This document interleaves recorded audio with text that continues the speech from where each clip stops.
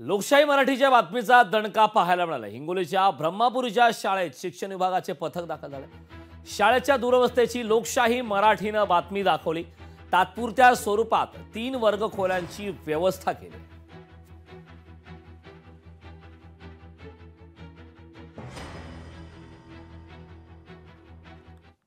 बातमीच्या अनुषंगाने इथं उपस्थित झाल्यानंतर आमच्या इथं या ठिकाणी जो ते 6 वर्गापैकी जे 2 शिकस्त आहेत त्याची पाहणी करून आम्ही वरिष्ठांना प्रस्ताव सादर करतोय आणि वरिष्ठांकडून निधी प्राप्त झाल्यास इथली दुरुस्ती होईल।